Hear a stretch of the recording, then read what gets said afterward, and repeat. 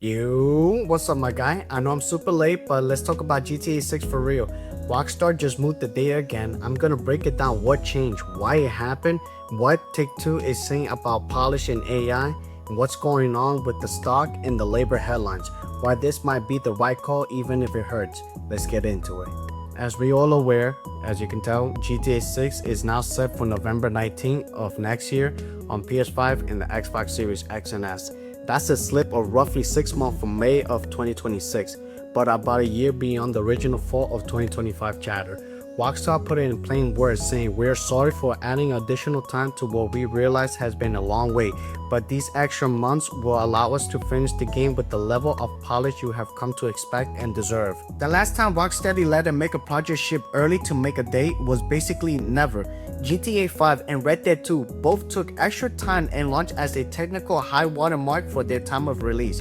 The risk is if you force a date is pretty obvious. The Cyberpunk launch is still a cautionary tale across the industry. So, if Rockstar says they need 6 more months to lock performance, streaming, AI population behavior, missions, police escalation logic, and online baseline stability for a day one audience of tens of millions, so yeah, I think the delay is worth it. But now, why move it again? The company supposedly said, is it because of polish?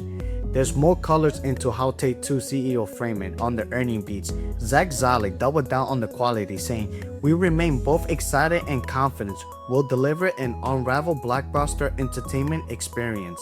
He also leaned into the culture of aiming high, calling out Rockstar professionalism and logic of slipping dates when needed.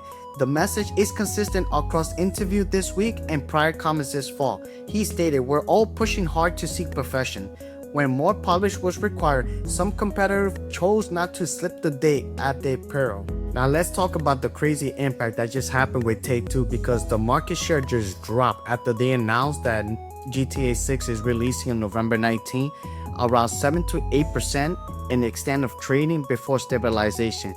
The point is simple. When the biggest game in the world moves, Wall Street flinches, and that's exactly what you expect for a title that has been called one of the most anticipated releases in entertainment. Now analysts are saying that the labor controversy caused the dip alright, but it also added fuel to the fire, painting a picture of a company under both creative and corporate pressure. Between the delay, earning worries, and headlines about staff treatment, investors' confidence has clearly taken a hit. What's even crazier, more than the game being delayed, is how Take-Two is addressing the AI situation. Zelig actually stated that they do use AI, but not in creative area. He clarified by saying, "We're not seeing the opportunity to reduce headcount. We're freezing talent people for mundane tasks so they could do more creative work." He was also pretty blunt about the limits of generated AI and replacing what Rockstar Games feels like is special, saying it's based on backwards looking data and it doesn't substitute for forward looking creative leaps. He quoted, "AI does not replace forward looking genius." We also have to come to the acknowledgement of the labor story that is happening right now. Reports surfaced 30 to 40 staffers has been fired from the UK and Canada. A union called it union busting, while Rockstar said it was about confidential leaks and gross misconduct. That is a serious dispute with two very different narratives. And I quote, "Staffers were found to be distributing and discussing confidential information in a public forum, in no way related to people's right to join a union," according to what Rockstar's person said. So basically, Take-Two is saying that the termination and the delays are two separate issues. While the outside group argues that the workplace climate matters, Take-Two is saying to them that we're going to continue working and we're going to make sure that everything is set up for November 19th release. I want to hear from you. Does 6 months slide change whether you buy the game day one? Or are you cool with waiting for it if it means fewer patches and a cleaner game?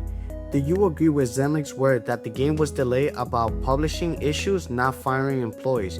And where do you land on whether or not companies should use AI? Let me know your thoughts in the comment. Thanks for watching, my guy.